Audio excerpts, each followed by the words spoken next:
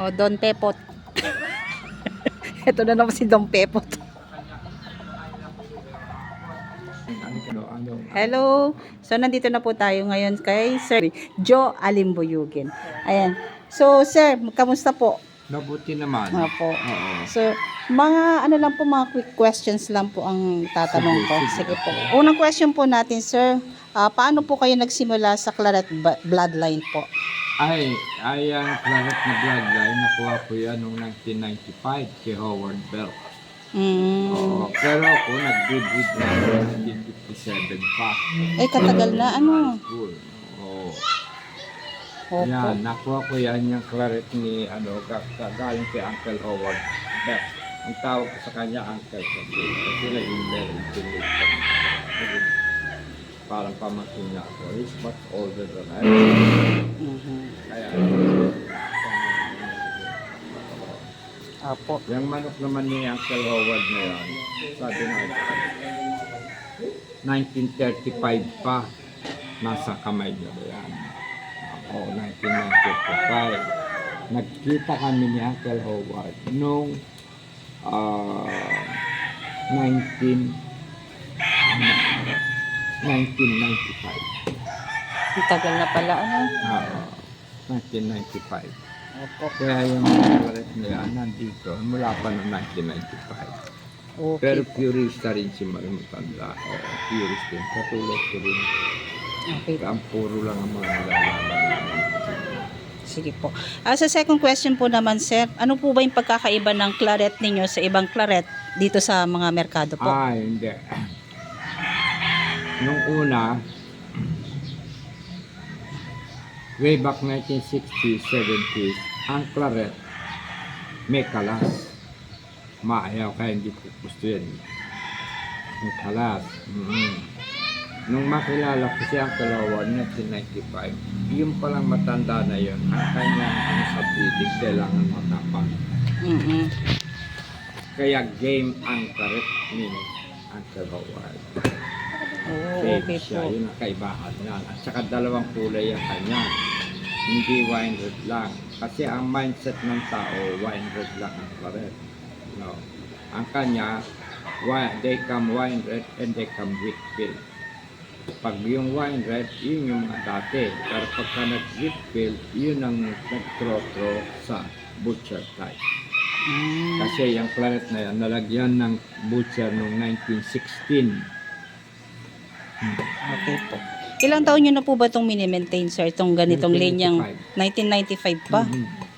1995. Pero yun, yung ano na yun, ay yung spangle na nandun, nakita mo, 1961 pa yun. Pero hindi Claret yun, halsey yun. Okay po. Mamaya po, kukuhanan po namin ng mga video yung mga alaga nyo doon.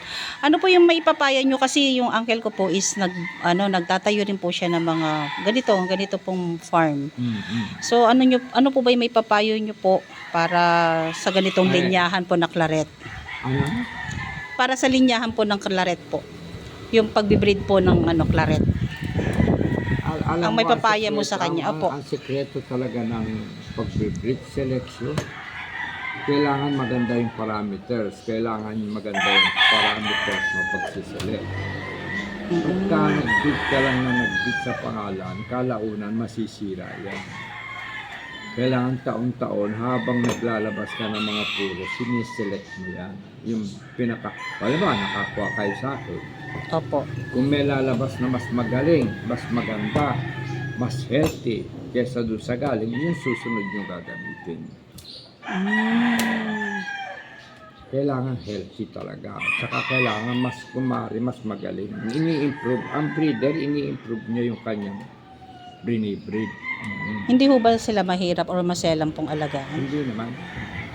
Basta tama lang yung sistema ng pag-alaga. Okay. Parang katulad din ng ordinary manok yan. So, ano po ba yung sir, yung itsura ng quality ng Claret sa unang tingin po?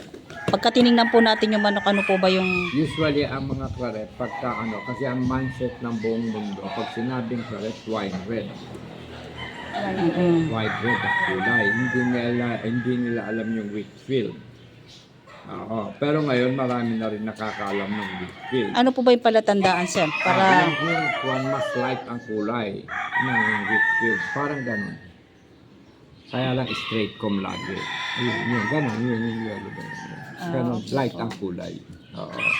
Yung isang version ng claret, wine red. Talagang dark red siya. Okay po. Sige po, yun lamang po yung aming mga question po. Sige. Opo. Maraming salamat po, sir. Ano po? Sige. Thank you. Tuturo sa inyo. Sige po. Alika. Ayan. Ayan, itutur tayo ngayon ni Sir Joe sa kanyang farm. Ito, kuwan sa piyo.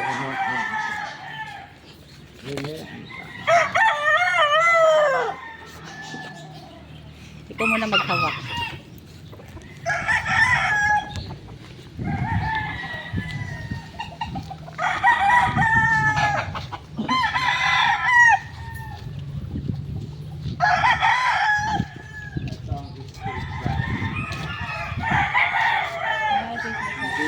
Akala ko puti yung Whitfield. Laging straight ko ha, bakit sinabi mo correct, laging straight ko. Whitfield, light ang kulay.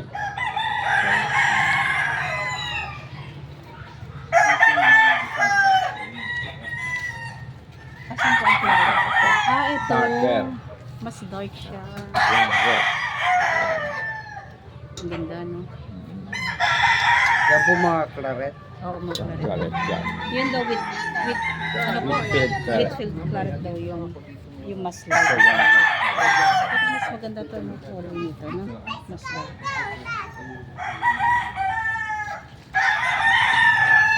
Ito isa pang claret.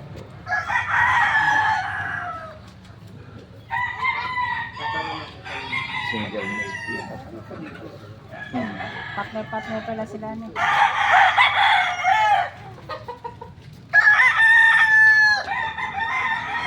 Ito nila napili. Kasi nila napili nila po sa ibibig ko.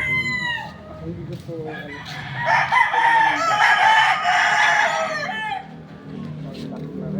Black gal.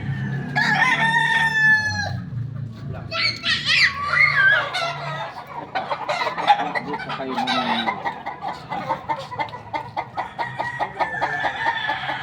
Sa dalawa.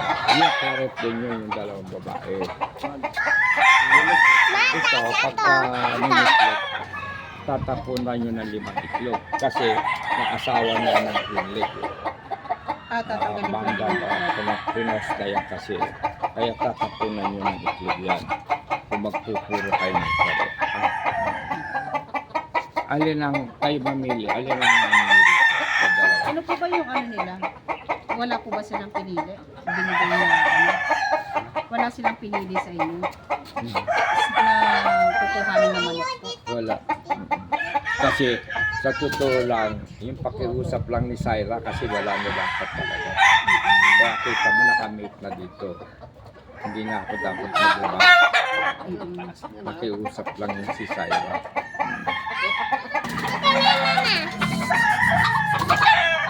mga yung may blue pit dyan, blue pit. Saka yung blue pit. Blue pit. Blue face? Blue pit. Blue face? Blue pit na paayong pandito. Ay, hindi, bihira maglabas yun. Ng forest. Pahito.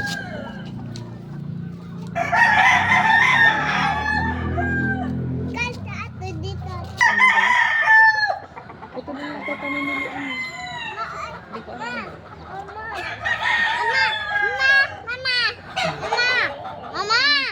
Sino ba nakakaintindi? Siya po. Rad! Rad! Pakitawag.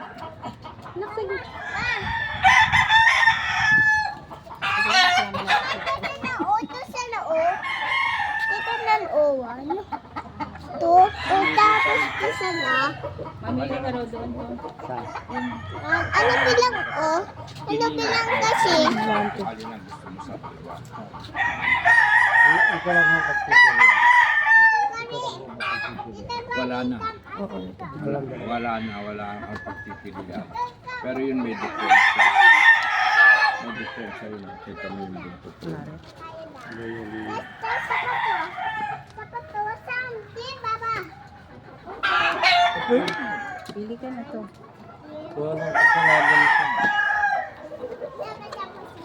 Hindi pwede rito sa kabila. Alin, dyan? Pwede. Sige, ikaw. Ito. Ako makakatawag. Look at all layo, oh. Yan lang daw pagpipilian to. Ah. Ano ba napili nila dyan? Wala silang napili. Hindi. Sinibigyan ko nga kayo ng choice kung alin ang gusto nila.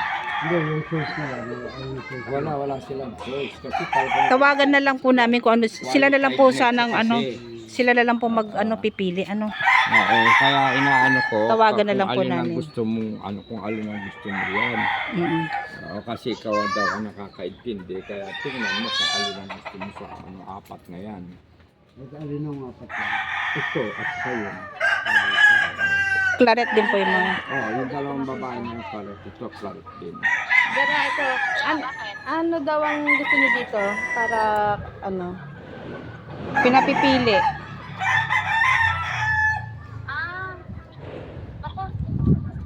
Kasi ito lang daw yung dalawang Ito lang yung available. Yan lang daw yung dalawang ano available na claret. Si Tito Tony. Opo, nandito siya.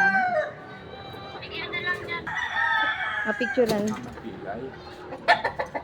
Picturean mo tapos send mo sa kanya.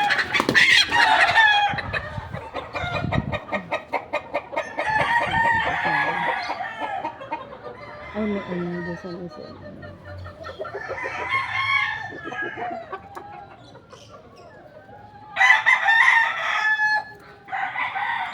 Tita, ano mo, para mag-ano sila? Ipicturean ko lang doon. Sige, tita, picturean ko na lang. Ikaw dito.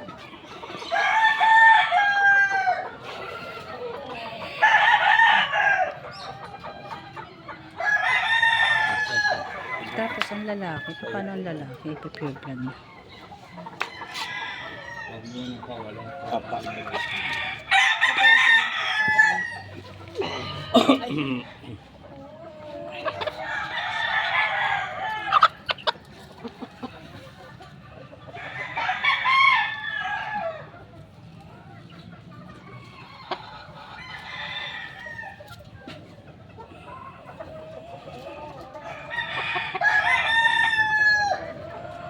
Kasi sabi niya Sarah, sabihin daw kay Sir Joe, ano yung para sa kanya sa bus. Eh, kaso pinapipili naman.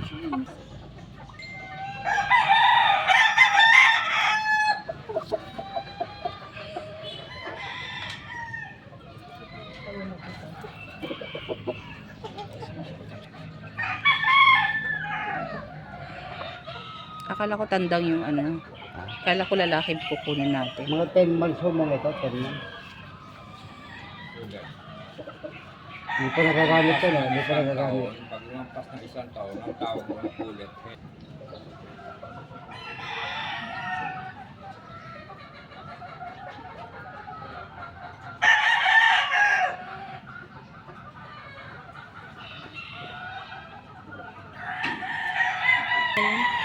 Magpicture na kayong dalawa ng manok doon sa ano sa harapan. Kasama si Sir ano. Kasama si Sir Joe. Oh, naka-video na yan kanina.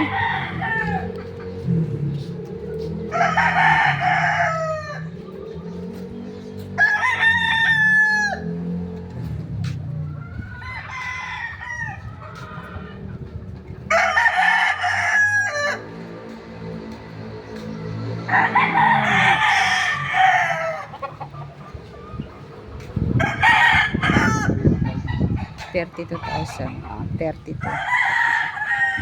Akala ko ano, lalaki kukunin natin dito. Akala ko lalaki.